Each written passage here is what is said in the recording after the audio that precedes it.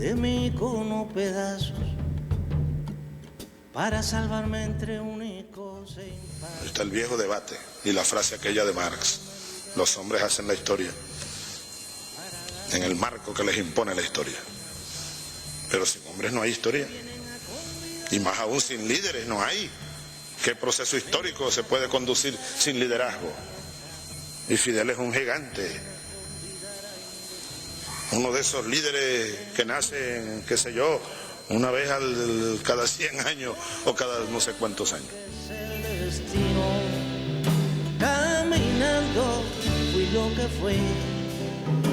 Bienvenidos todos y todas a nuestro programa En la Balanza. Escuchábamos con emoción al comandante de sueños, al comandante Hugo Chávez, hablando de otro gigante, de un gran gigante para nuestra América, en lo particular todos los revolucionarios del continente. Seguimos en directo y desde que éramos muy pequeños, toda la trayectoria del comandante Fidel Castro. Le comentaba a nuestro invitado, ya se los voy a presentar, que yo de pequeña tuve la oportunidad, mi padre desde que yo tenía 6, 7 años me ponía a leer los discursos del comandante Fidel Castro y fue un ejemplo y por supuesto en aquel tiempo yo no comprendía muchas cosas, pero ciertamente fue bueno, fue necesario que yo me iniciara en la lectura con el comandante Fidel. Tenemos como invitado al historiador y abogado Abel Aguilera Vega, que nos acompaña en este momento. Gracias, Abel, por habernos aceptado esta invitación. Sé que tenías una agenda compleja porque se da inicio al centenario del comandante Fidel Castro. La humanidad entera va a celebrar durante este año los 100 años, o sea, de cara a los 100 años del comandante Fidel. Y habrá muchas actividades, pero también la oportunidad dentro de esas actividades de conocer al detalle algunas facetas del comandante Fidel que quizás poco se han explotado. Tú hablabas de la posibilidad de hablar del Fidel jurista, que es una faceta que conocemos poco, que conocemos la defensa de Moncada y la frase que nos marcó sobre que él expresaba que la historia lo absolverá. Pero más de allá, poco sabemos del Fidel jurista. Yo quisiera que en esta oportunidad, pues, en este programa, que es para ustedes, investigadores, que nos pueden hablar del legado del comandante Fidel. Tienen esta ventana para contarnos su investigación. Bueno, muchísimas gracias por la invitación. Para nosotros es un placer estar aquí. Bueno, la vida de Fidel es un inmenso océano que hay que permanentemente revisitar y permanentemente investigar.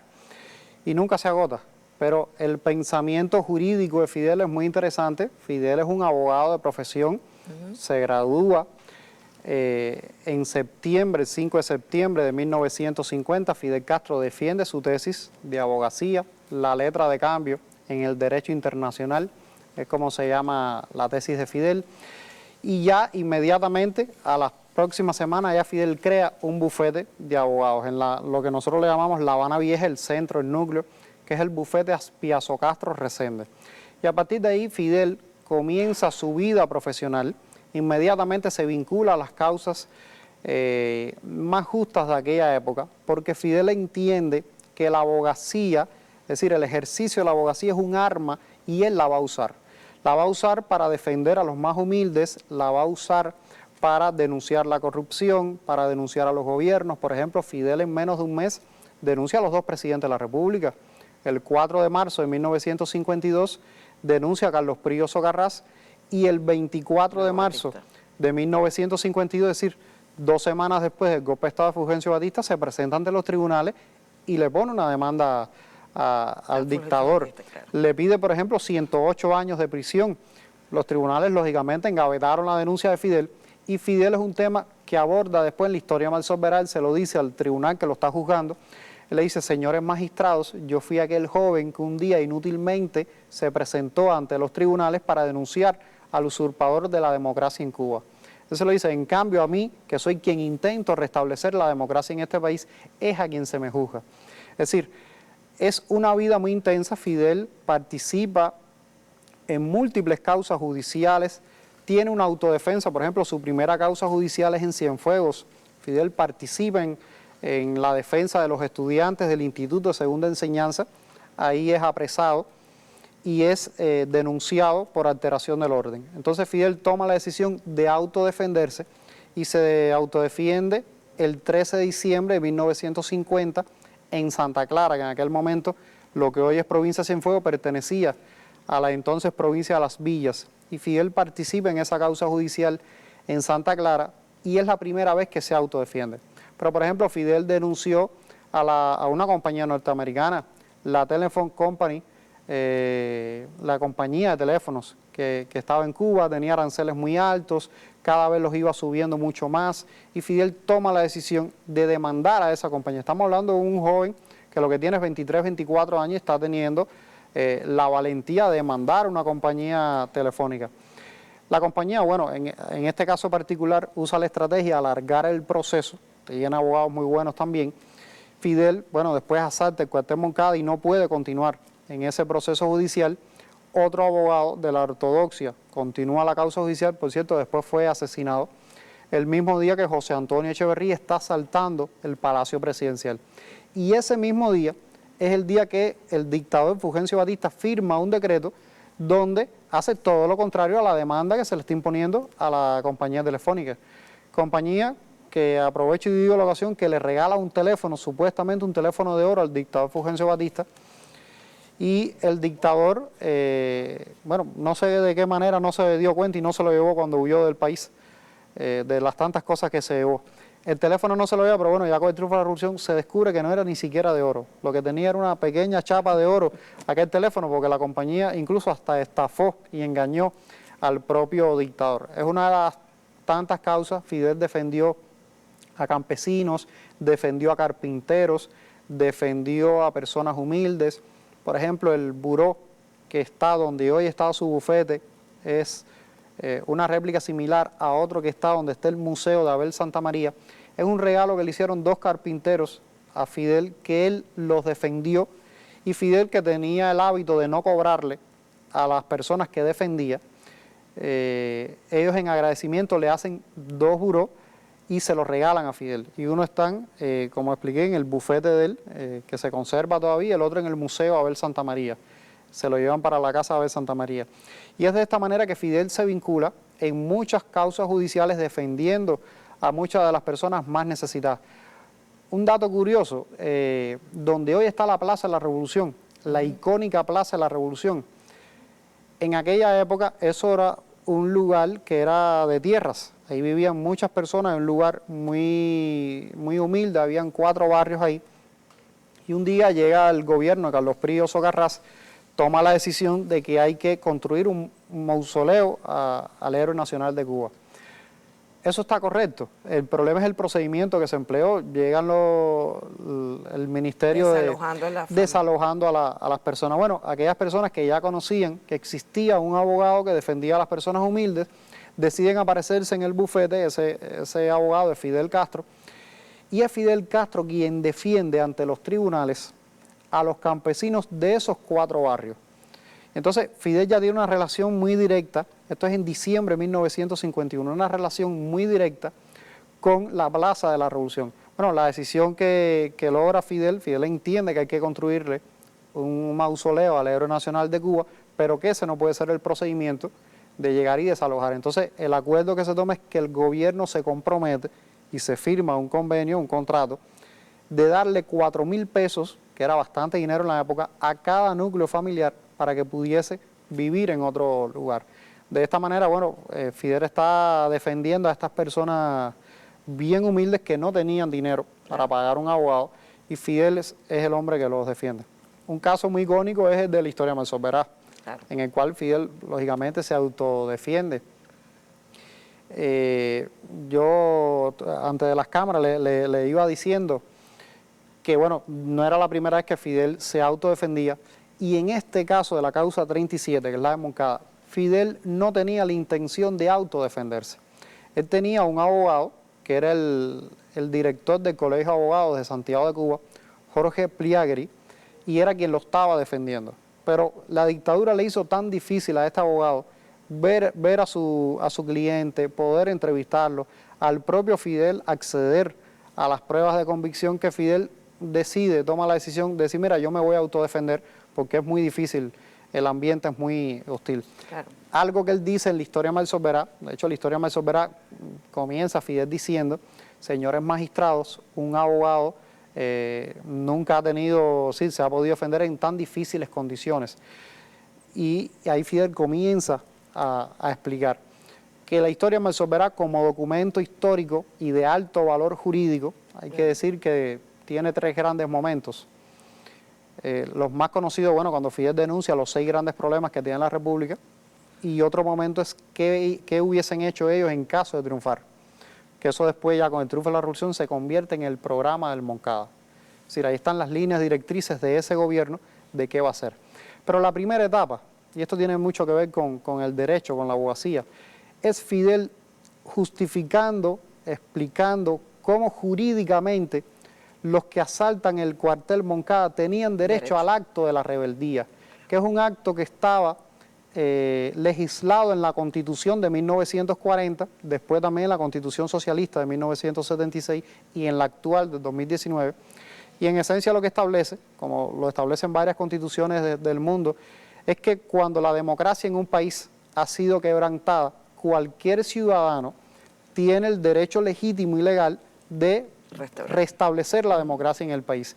Y Fidel, amparado en ese artículo de la Constitución y con la fuerza moral que ya le daba haber denunciado al dictador, y los tribunales no hicieron nada, Fidel demuestra de manera magistral cómo él tenía el derecho al acto de la rebeldía. Y él lo dice, bueno, señores magistrados, es a mí a quien se me denuncia cuando yo lo que he hecho es intentar restablecer la democracia.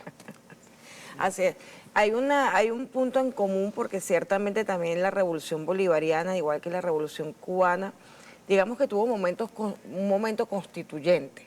O sea, como tú bien dices, el documento jurídico de la historia Mal Solberá del caso Moncada fue el documento base o uno de los documentos bases para formular la nueva república, la república basada en este proyecto revolucionario. Igual que en Venezuela, Chávez planteó un cambio, una transformación importante, pues Chávez también fue jurista, no era abogado, pero tenía pensamiento de jurista y pensaba efectivamente que la única manera de hacer revolución por la vía pacífica, aprovechando que se logró ese triunfo electoral, era transformando la república, rescatando el pensamiento de Bolívar y cambiando, transformando las instituciones que aunque había una supuesta democracia en esos 40 años, era una democracia que realmente era débil, que no respondía a los intereses del pensamiento de Bolívar, que no respondía a los intereses de la república, de la cosa común, de aquello que teníamos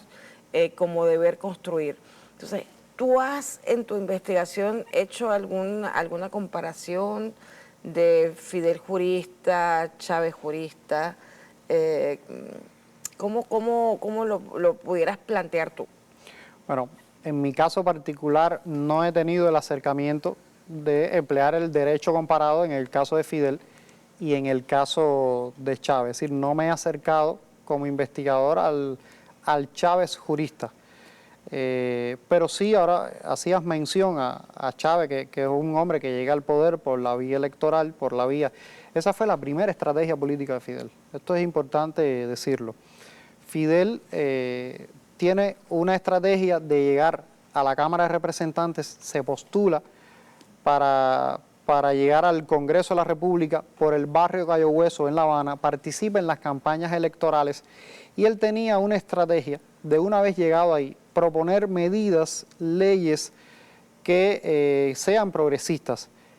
Él sabía muy bien que no iban a ser aprobadas en el Congreso, pero con el respaldo popular iba a tratar de lograr presionar al propio Congreso de la nación para que puedan ser aprobadas, porque al final estamos hablando de personas que tienen el deber de ser servidores públicos, y si las grandes masas lo que necesitan es determinado favorecimiento, bueno, pues eso va a ser muy importante. Todo esto cambia cuando Batista da el golpe de Estado. Es decir, claro, las vías constitucionales se han roto totalmente, Batista disuelve el Congreso Nacional y no hay vías legales para hablarlo. Por eso Fidel en el documento Revolución No Zarpazo, Fidel de lo que habla es que el momento ya no es político, el momento es revolucionario. De lo que está hablando es que hay que ya tomar las armas, porque no es un Fidel que se queda con las manos vacías.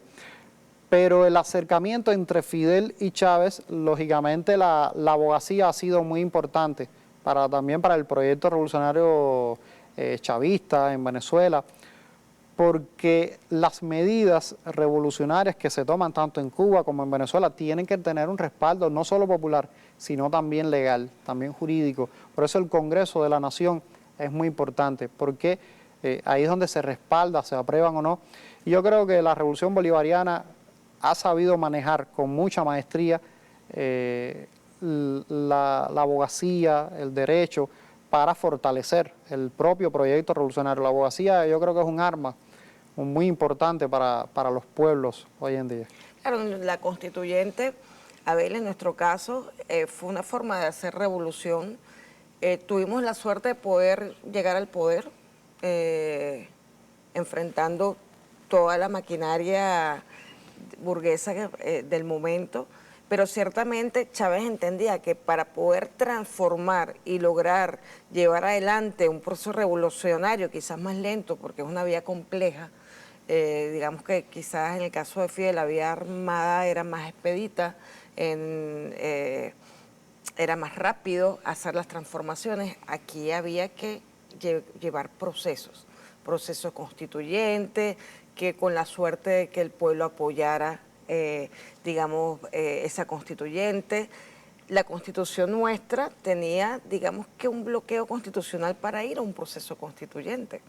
Aquí la Corte Suprema del momento tuvo que hacer una interpretación favorable a la consulta que le hizo Chávez para ver si de verdad la soberanía residía en el pueblo, porque estábamos, limitados por la Constitución del 61. Pero Chávez estaba clarísimo, y todos estamos claros, que él no hubiese podido gobernar ni llevar adelante un proceso con las estructuras institucionales que heredábamos de la burguesía de la Cuarta República. O íbamos a una nueva asamblea con nuevas instituciones, con nuevos fundamentos, o esta revolución terminaba en ese tiempo del periodo presidencial, o no lo dejaban ni siquiera terminar. Yo creo que ahí hubo un aprendizaje importante. Yo creo que Chávez siempre siguió al comandante Fidel, y lo siguió no solamente desde el momento que salió del cuartel, cuando estuvo detenido, sino que era un líder. O sea, el comandante Fidel era un líder para nosotros, para todos los sectores dentro del proceso revolucionario, antes de la llegada de la victoria del 99. Yo me imagino que toda esa documentación Chávez ya la tenía muy presente, la posibilidad de transformar por la vía, había dos vías solamente. Él había usado también la vía armada en el golpe, que era una rebelión militar, al que la derecha llamó golpe, pero una rebelión militar. Y el comandante solamente veía la posibilidad de no volver a esa vía, sino avanzar en otra vía, y tuvo buenos resultados. Pero entiendo perfectamente, Abel, que todo este pensamiento constituyente, la necesidad de transformación, estuvo muy alimentada por dos personajes en particular. Uno, por supuesto, Bolívar, que fue un gran jurista, un gran constitucionalista. Y por otro lado, el comandante Fidel Castro, que además luego tuvo el acercamiento a él, y estoy segura que fue una gran guía para analizar los temas institucionales, los temas desde el derecho. Creo que nos damos una pausa y continuamos con el historiador Abel Aguilera.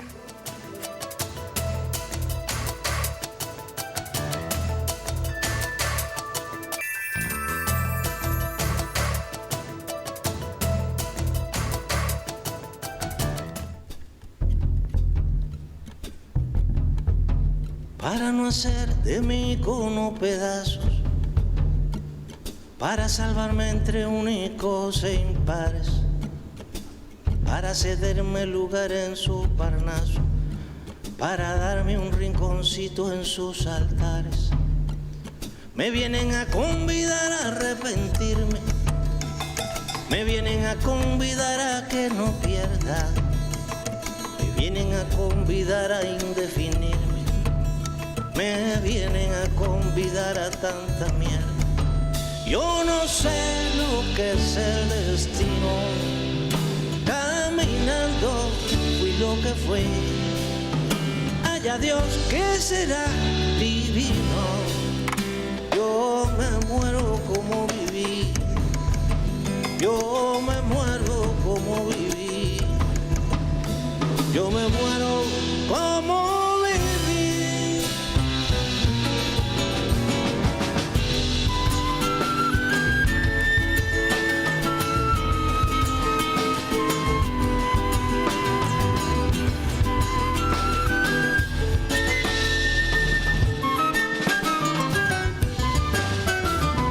Quiero seguir jugando a lo perdido. Yo quiero ser a la zurda más que diestro. Yo quiero hacer un congreso del unido. Yo quiero rezar a fondo un hijo nuestro. Dirán que pasó de moda. Continuamos en la balanza con nuestro invitado especial de hoy, el historiador y abogado Abel Aguilera. Él es investigador del Centro Fidel Castro y hoy nos acompaña haciendo un análisis de lo que ha sido el legado del comandante Fidel Castro para todos los revolucionarios y revolucionarias del mundo entero. Hablábamos antes de entrar en cámara que ciertamente hay registros de Chávez fundamentando todo su quehacer político, principalmente en esa época en que estaba todavía el detenido, en los documentos de la historia de Masolverá, de esos momentos en que él estuvo preso, pues digamos que echó mano a todos los documentos y todos los discursos del comandante. Chávez tuvo muchas lecturas en ese periodo y uno de los documentos que él lee, incluso él después, ya el Chávez al frente de la revolución, él habla de eso. Él dice que leer la historia de Masolverá para él fue muy bueno y lo ayudó a fortalecerse. Incluso dice que él lo ayudó mucho más para admirar a Fidel, como ese hombre que ha hecho una acción armada, que ha fracasado, mira cuántos paralelismos hay, es decir, la acción armada ha fracasado, pero fue una victoria desde lo político, como Fidel no es un hombre derrotado ante el tribunal que lo está juzgando, es un hombre todo lo contrario, que está denunciando los grandes problemas que tiene la República en aquel momento, y está sustentando políticamente cuál era el proyecto por el cual ellos se lanzan a la toma del cuartel Moncada. Ahí tú hablabas que en ese documento que narra todo lo que fue la defensa del comandante Fidel Castro, todavía no era comandante, era un abogado defendiéndose en una acción de rebeldía. Hay elementos que fueron doctrina para la formulación de las transformaciones ya cuando cuando llegó el triunfo y tomaron el poder y se pudo llevar adelante todo ese proyecto que soñaba el pueblo cubano. Háblanos de esos 6 elementos que no tenemos, que no conocemos.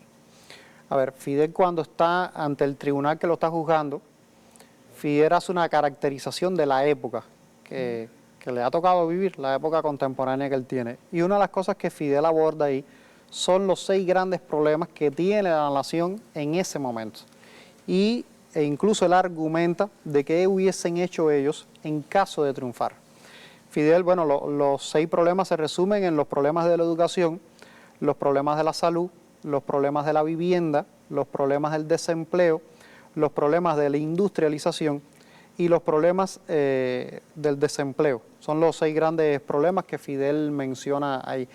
Y Fidel le dedica mucho tiempo a explicar cada uno de esos problemas. Es un Fidel que ha leído muchísimo previo a las acciones de Moncada. También esto es muy coincidente con el censo que se hizo en 1953, que dio muchos elementos. Se publicó el 28 de enero de ese propio año, unos meses antes del asalto al cuartel Moncada. Y también con un informe que se publica en Cuba en 1952, pero que se realizó el año anterior, donde una comisión de economistas norteamericanos visita Cuba y hace un análisis de la economía del país. Y ahí, bueno, se publican muchísimos problemas que tiene la nación cubana, deformaciones de la economía, y Fidel, amparado en estos documentos, explica ante el tribunal que lo está juzgando cada uno de estos problemas. Lógicamente, ya al triunfar la revolución, esto se convierte en un programa político, y Fidel ya convierte esto que él denuncia en el programa del Moncada, que fue lo que rigió doctrinalmente y políticamente la Revolución Cubana entre 1959 y octubre de 1960, porque el 15 de octubre él lo da por cumplido, cuando el día antes se firmó la última de las leyes que ya quedaba pendiente, que fue la Ley de Reforma Urbana. Es la última que se firma. Pero fueron 2 años de muchísima transformación. La Cuba que llega al poder ya no es la Cuba que está en octubre de 60, ha cambiado muchísimo, y ya hay que tener un nuevo documento programático que fue ya la primera declaración de La Habana. Nosotros, por supuesto, con admiración vemos todo esto que nos estás contando, pero nos gustaría saber un poco más, ya que tú has hablado de esta faceta que poco conocemos. ¿Qué planteaba el comandante desde el punto de vista constitucional? O sea, hubo transformaciones, estas leyes desarrollaron estos 6 elementos que eran un problema para la República y que necesitaba una legislación muy rápida para resolverlo. Pero en la doctrina constitucional, ¿cuáles elementos, digamos, que hizo énfasis el comandante? A ver, la nación cubana cambia de un día para otro, ¿no? El triunfo de la revolución, sin discusión alguna, es un parteaguas, es decir, constituye un antes y un después en cualquier esfera en que lo miremos. Lógicamente, en la esfera jurídica también cambia muchísimo ya una vez que la revolución llega al poder. Cuando la revolución llega al poder, tiene una constitución de casi ya 20 años que no responde a las necesidades de la época, y lo que se aprueban son medidas constitucionales. Se crean lo que se llaman los estatutos constitucionales, y a partir de ahí comienza a regir la nación. Se le da bastante fuerza y poder judicial al Consejo de Ministros. Fidel, como primer ministro, tiene facultades legislativas que lo que tienen que ser es aprobadas, es decir, sancionadas por el presidente de la República. Y de esta manera Fidel Castro lleva los destinos de la nación aprobándose las propias leyes de manera democrática en un Consejo de Ministros. La aprobación de leyes fue prácticamente algo gigantesco. Se aprueban muchísimas leyes en los primeros meses, más de 300 leyes en el primer semestre del año, porque habían tantas cosas de deber elemental, de sentido lógico, que no se habían aprobado en Cuba, que serían muchísimos los ejemplos que podríamos poner, pero, por ejemplo, matrimonios que llevaban 20 años de unión de hecho, pero no de derecho, y no habían podido legalizar el matrimonio, no habían podido inscribir legalmente un padre a un hijo, porque no estaba casado. Es decir, problemáticas tan básicas de la vida común como esas, la revolución tuvo que legislar, tuvo que aprobar. Es decir, siempre se habla de las grandes leyes, la ley de reforma agraria, pero hay leyes tan sencillas de la cotidianidad que la revolución tuvo que asumir. La revolución tuvo que asumir y legislar, por ejemplo, que las playas fueran públicas. Eso ocurre en marzo del año 1959. Es decir, habían playas para blancos y habían playas para negros. Y cuando llega la revolución tiene que legislar en ley que las playas son públicas, tanto para blancos como para negros. Y de esa manera, empleando la abogacía como un arma de transformación y de construcción de una nueva sociedad, es que la revolución tiene que hacerse cargo no solo de los 6 grandes problemas que Fidel habló, sino de los grandes y de los problemas pequeños también que había que resolver en la sociedad cubana. Y de esta manera, bueno, la sociedad va avanzando hasta que llega a un proceso de constitución que finalmente se aprueba el 24 de febrero de 1976, posterior al primer congreso del partido que había ocurrido 2 meses antes, en diciembre del 75. Nos tenemos que ir, abogado e historiador Abel, nos tenemos que ir a una pausa y volvemos en La Balanza conversando con nuestro invitado especial de hoy.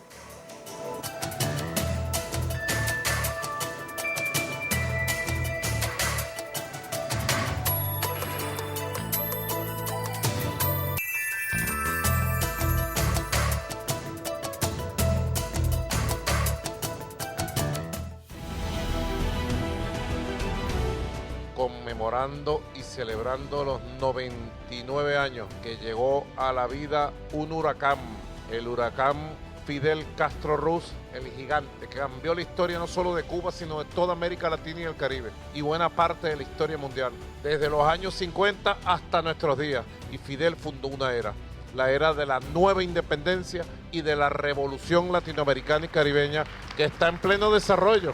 Frente a Bolívar es donde nosotros tenemos que recordar siempre al gran gigante de América del siglo XX y del siglo XXI, el comandante en jefe Fidel Castro Ruz, que a los 99 años vive en nuestras luchas, en nuestro corazón, y está presente de manera permanente en cada cosa que hacemos. Chávez lo vio como un padre, y decirle al pueblo de Cuba, desde Venezuela, hoy tenemos que estar más unidos que nunca en la lucha, en la resistencia contra los supremacistas del imperio gringo. Valores tenemos, pueblo tenemos y proyecto histórico tenemos, y si faltara algo, la luz de Fidel y de Chávez está prendida hoy más que nunca desde aquí, desde el Palacio Presidencial de Miraflores, con Chávez, con Bolívar. Que viva Fidel por siempre. Y nos sumamos a los actos del centenario que arrancan hoy. Hasta la victoria siempre. Patria o muerte, venceremos.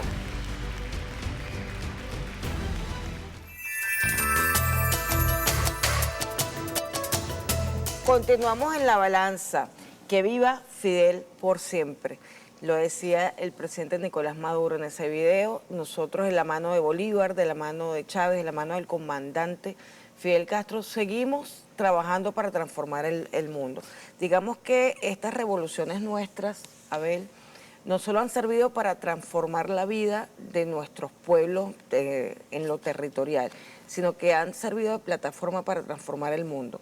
Grandes preocupaciones, grandes amenazas, tenemos que lidiar juntos como pueblo.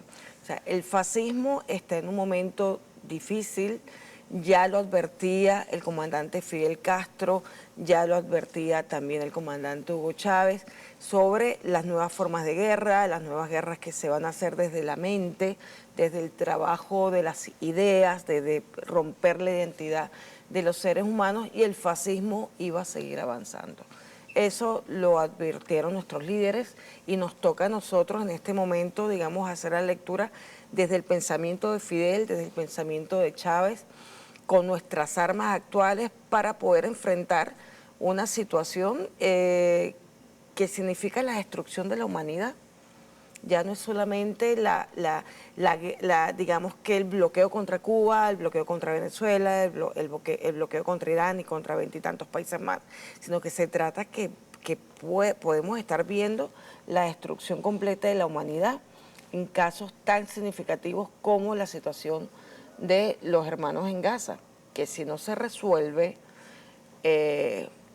eso generará un precedente para el mundo terrible. Es decir, de eso que ocurra allí dependerá la humanidad entera, y ya lo decía el comandante Fidel y lo decía el comandante Chávez. Entonces yo quiero aprovecharte como historiador, como investigador del pensamiento de Fidel Castro, para que nos compartas reflexiones sobre cómo Fidel manejaba, digamos, el tema del combate contra el fascismo. O sea, ¿qué tenemos que tomar en cuenta para seguir combatiendo el fascismo hoy que está además, digamos, que el capitalismo está tan herido, está mucho más agresivo, y el fascismo ha tomado de alguna manera un respiro en localidades como Europa, como Estados Unidos? No, precisamente eso fue una de las grandes preocupaciones de Fidel Castro. Fidel le dedicó tiempo a pensar, a reflexionar sobre el fascismo. Hay que decir que el fascismo llega al poder en 1922 y Fidel nace en el 26. Por lo tanto, el fascismo y la vida de Fidel transcurren de manera casi paralela. Por lo tanto, Fidel se acerca bastante, vive, conoce el fascismo incluso en carne propia. Fidel lo va a decir también en su visita a Chile en 1971. Y, por ejemplo, en el primer documento conocido de Fidel Castro, que es la carta que él le escribe al presidente Roosevelt, el 6 de noviembre de 1940, ya Fidel está teniendo, claro, de manera más incipiente, un acercamiento al fascismo y un posicionamiento contra el fascismo. En esa carta que le dice Fidel a Roosevelt, en una especie de postdata, le dice, bueno, si usted quiere, los mejores minas de hierro del mundo están en Mayarí, en el oriente de Cuba. Y el problema es que la campaña presidencial de Roosevelt se basó en la construcción acelerada de barcos para intercambiarlo con los británicos. Ellos necesitan barcos y Estados Unidos pedía a cambio bases navales en el mundo. Y Fidel ya está teniendo un posicionamiento del lado de los aliados que están luchando contra el fascismo. Esto es importante recalcarlo. Después Fidel va a conocer todo el proceso de la Guerra Civil Española. En Virán, donde él nace, hay un cocinero que es analfabeto y él esperaba todos los fines de semana que llegara ese niño del colegio para que le leyera las noticias de todo lo que estaba ocurriendo en España. Y de esta manera Fidel tiene un acercamiento a la Guerra Civil Española, que es una guerra fascista. Sabemos que el fascismo es el que triunfa. Él le dijo a Ramonet que él se había leído casi todos los libros de la Segunda Guerra Mundial. Es un hombre que conoce del conflicto y tiene un posicionamiento en contra del fascismo. Ya Fidel, una vez que llega al poder, tiene pronunciamientos interesantísimos en contra del franquismo, en contra del sionismo. Y ya en el 2010 Fidel llega a decir que la mayor preocupación hoy de la humanidad es la situación que está ocurriendo en Gaza, la masacre que está ocurriendo en Gaza. Ya sabemos de qué es capaz el fascismo y lo vemos ya, el exterminio masivo delante de los ojos de todos nosotros con cada uno de los gazatíes que viven en ese territorio. Y esa es la respuesta que le da el fascismo al mundo. Sería inmenso hablar del posicionamiento de Fidel. Con respecto a América Latina, él consideraba que las dictaduras en América Latina eran una respuesta fascista, es decir, del propio imperialismo que había fomentado el fascismo en América Latina en forma de dictaduras militares, porque si algo que hay que decir es que el imperialismo aprendió las lecciones que también le dio la Revolución Cubana. Y en el caso del resto de los procesos que se dieron en América Latina, ya no encarcelaba a las personas, sino que las desaparecía. Y los ejemplos sobran. Y eso fueron prácticas fascistas que practicó el imperialismo en América Latina. Y Fidel, cuando visita Chile, él habla de esos temas. En su despedida el 2 de diciembre a los estudiantes chilenos, él le dice: he visto el fascismo en las calles de Chile. Ese Fidel que viajaba al futuro, que lo decimos constantemente, pues cada día lo vemos en esencia, en contenido práctico. Fidel se adelantó al fascismo que se estaba gestando en Chile y que hemos visto dictaduras en América Latina que son dictaduras fascistas, a las cuales Fidel lógicamente se opuso y apoyó a los movimientos revolucionarios en cada uno de estos países para la lucha contra el fascismo en América Latina. Hay digamos que uno de los elementos claves para la humanidad, para construir un mundo diferente, ha sido el pronunciamiento de muchos de nuestros líderes, o de varios de nuestros líderes, en el sistema de Naciones Unidas. Teníamos el pronunciamiento del Che Guevara, que fue un importante pronunciamiento en su momento, que sigue siendo ahí una lección para todos nosotros. También del comandante Fidel Castro y luego del comandante Hugo Chávez.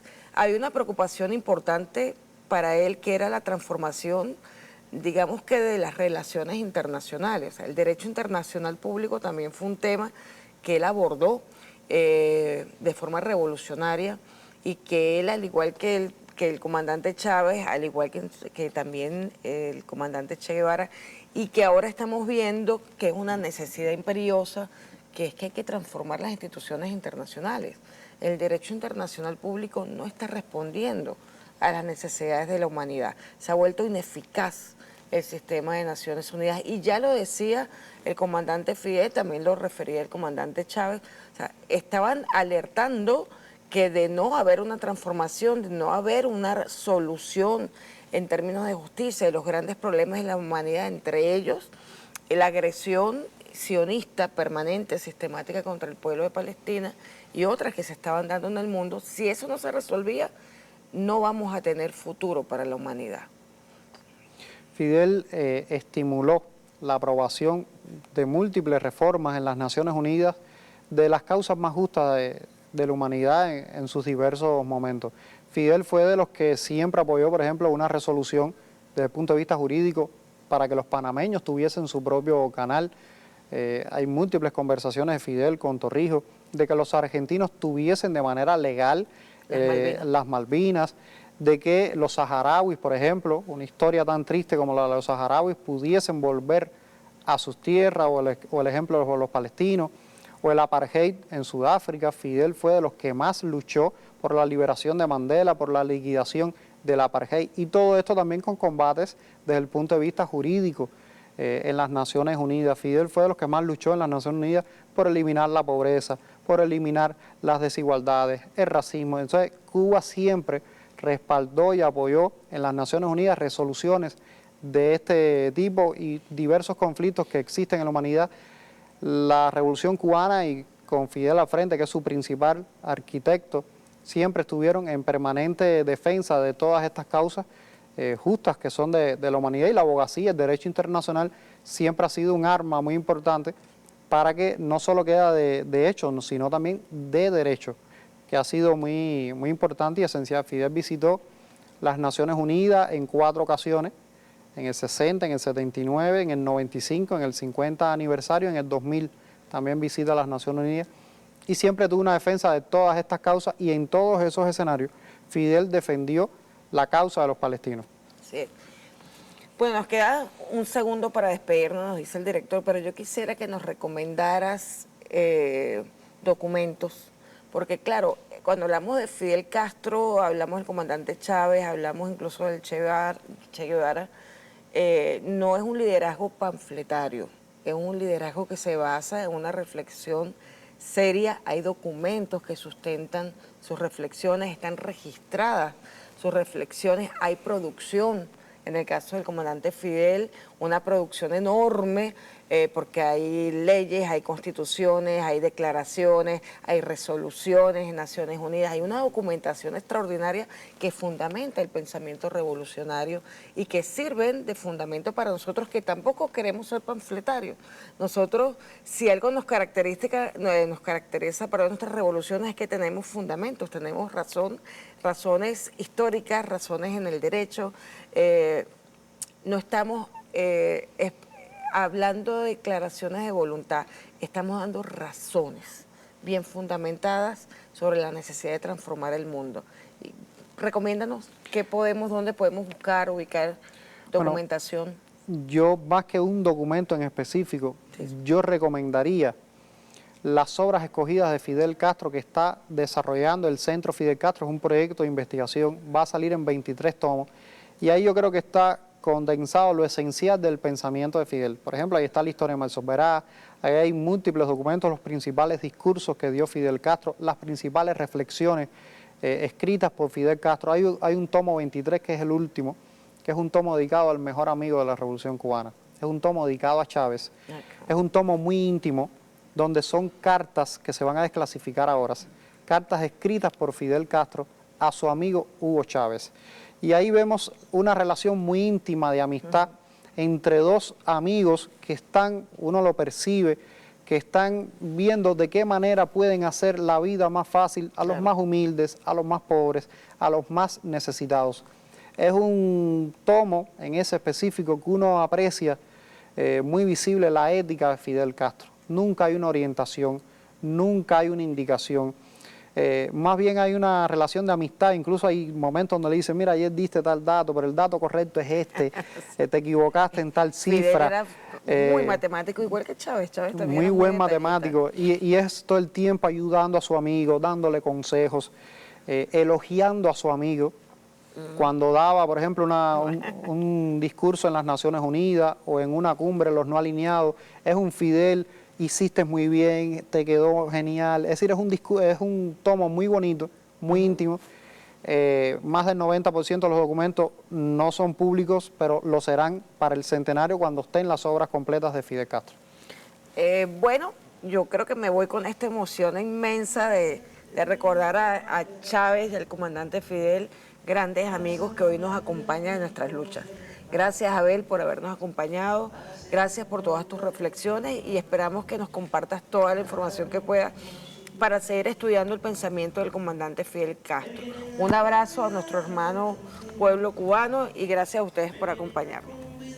Que no pierda, me vienen a convidar a indefinirme, me vienen